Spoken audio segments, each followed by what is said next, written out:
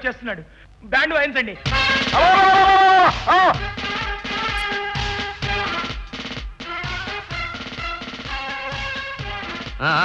తర్వాత కార్యక్రమం త్వరగా కానివ్వండి. మంత్రులు గారు రండి.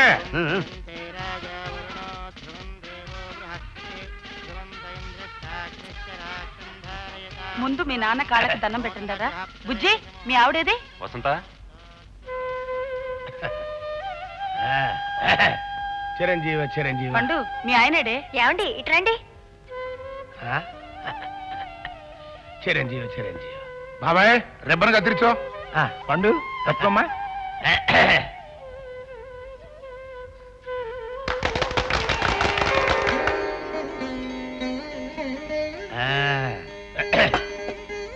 సింహాచలం బాబాయ్, ఈ కత్తిరించు మీసాలు కత్తిరించుకోవడానికి పనిచేస్తున్నా.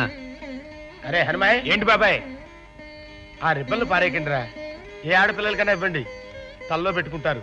అలాగే. రెస్టారెంట్ చూదురు గాని రండి మావయ్య గారు. రెస్టారెంట్ నాకెందుకయ్యా, నా ఇష్టారెంట్ నేను చూసుకుంటా.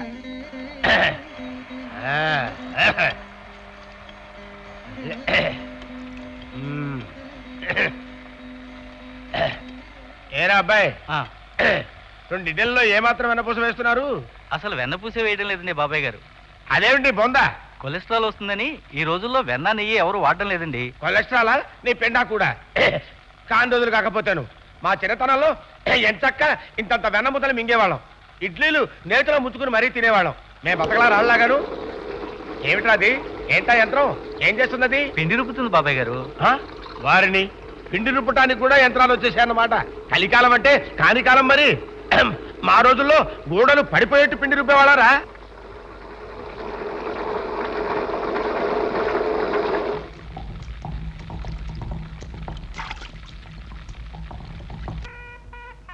అరే హనుమాయ్ లే, అవతల బాగా పొద్దెక్కింది.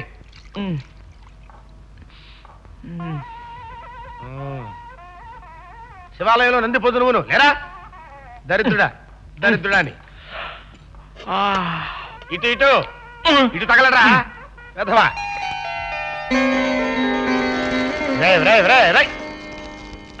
ప్రపంచంలో లాగిలా ఎవరైనా వేసుకుంటారా? సరిగ్గా వేసుకున్నా వెళ్ళ. దరిద్రుడా, నిష్ఠ దరిద్రుడా అని. ఒళ్ళు మాత్రం పెంచాడు 4 ఎకరాలు.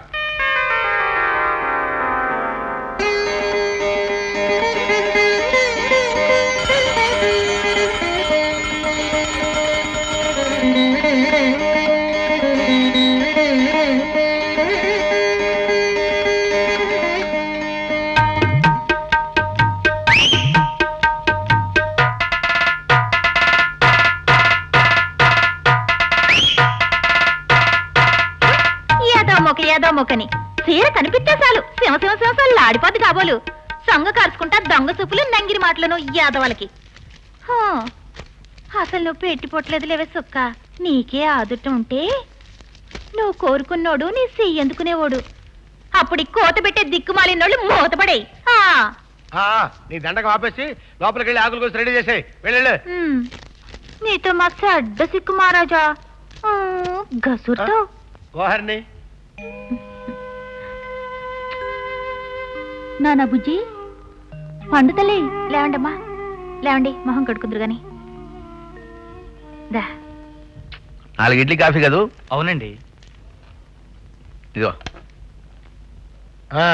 బాబాయ్, నీ డబ్బులు ఇచ్చేస్తాను. వద్దు, ఇప్పుడు ఇక్కడ తీసుకోను.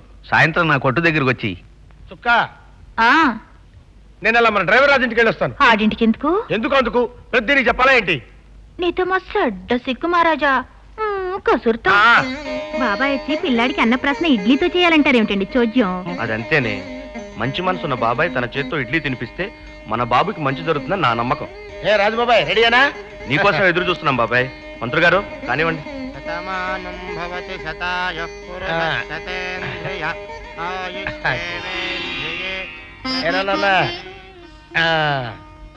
మంచితనానికి మర్చిపోలేని స్నేహానికి నువ్వు గుర్తు బాబాయ్. నీ చేత్తో మా అబ్బాయికి మొదటి ముద్ద తినిపించావు. వీడేం కోటీశ్వరుడు కానక్కర్లేదు బాబాయ్. నీలా 10 మంది చేత మంచివాడు అనిపించుకునేలా పెరగాలని దీవించు.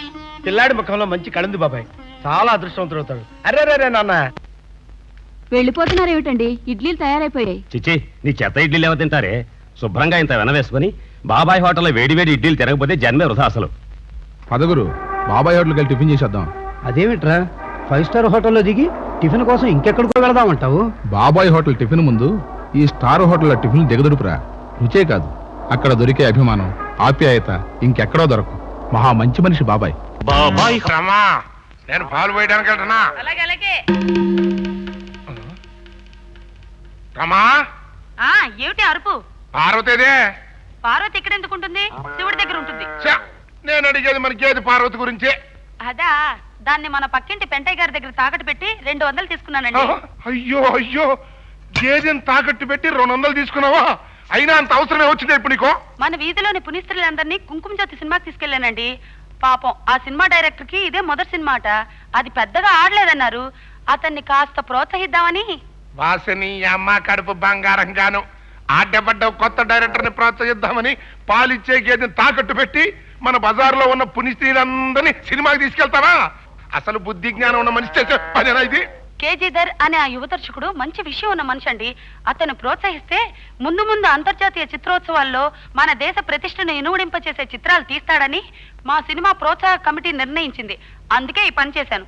మురిగుంటలో దూకి సావకపోయావు మొదలష్టమదానా. గొడ్డకు కూడా పెట్టకుండా నేను అడ్డమైన గడ్డి తిని నీళ్ళలో పాలు కలిపి డబ్బు సంపాదించడం. నువ్వు దాన్నేమో సినిమా ప్రోత్సాహ కమిటీ, నా బొంత కమిటీ అని చెప్పి ఊళ్ళో ఆడాళ్ళందరినీ సినిమాలు తీసుకెళ్లి దాన్ని తగలేయటం. చచ్చిపోతున్నానే నీతో. ఈ ఇదిలో ఆడవాళ్ళందరినీ నీ డబ్బుతో సినిమాకి తీసుకెళ్ళకపోతే నువ్వు ఒక్కదానివే ఆ సినిమా చూసావచ్చుగా. అలా చూస్తే చర్చలకు అవకాశం ఉండదని. వాయబ్బో, చర్చిలు, బోడి చర్చిలని. ఏంటే మీరు చేసే చర్చిలు? బలానా సినిమాలో హీరోయిన్ కట్టుకున్న చీర రంగు బాగాలేదు, బలానా సినిమాలో హీరో కట్టుకున్న ప్యాంటు పొట్టిదైంది, ఇయే కదా. చలనచిత్రం మన సంస్కృతికి జీవకర్ర. వాటిని బాగుపరచడానికి నడుం కట్టాను నేను. జీవకర్ర, జీలకర్ర.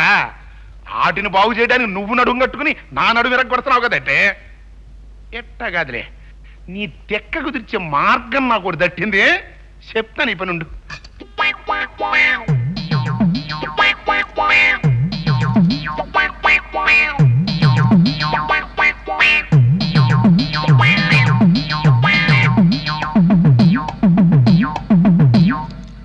అదేమిటండి అన్నిటికీ తాళాలు బిగిస్తున్నారు?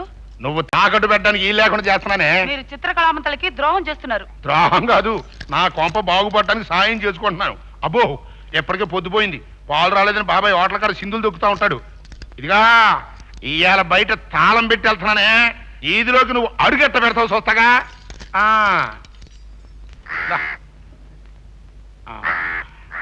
నా బతుకి సచ్చిందోడ ఒకటి.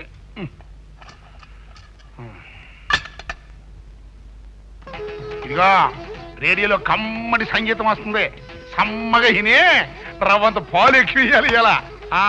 సుఖమా సుఖమా. వస్తున్నా. ఏంటి ఇవాళ ఇంత ఆలస్యంగా వచ్చావు? హోటల్లో పాలు సుఖ కూడా లేవు. సీత బాధలు సీతయ్యి, పీత బాధలు పీతయ్యి. నా బాధలు ఎవరితో చెప్పుకోను, చెప్పుకుంటే సిగ్గు చెట్టు. ఇదిగో ఖాళీ బకెట్ బాగా చూసుకో, మళ్ళీ నీళ్లు కలిపానంటావు. ఏంట పాలు పోసేవాడు అంటే ప్రతి ఊరికి సొరకనేలే. చచ్చా, మా అంతరాలు నేర్చుకుని మంగళసారి పెట్టుకున్నట్టు అసలు నేను ఈ పాల వ్యాపారం చేయటం ఏంటి? ఇదిగా ఆ ఎర్ర సొక్క ఎవడో చూడు, బిల్లి ఒక పారిపోవాలని చూస్తున్నాడు. ఎవడు రాడు?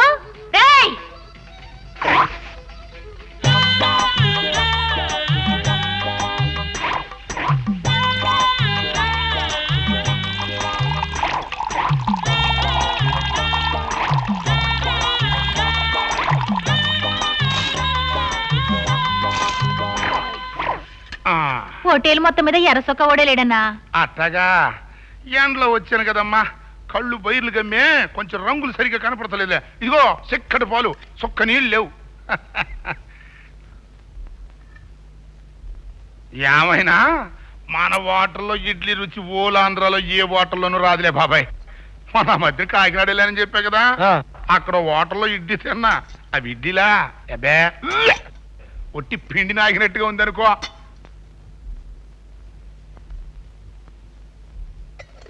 ఇదిగో కొంచెం ఆగు.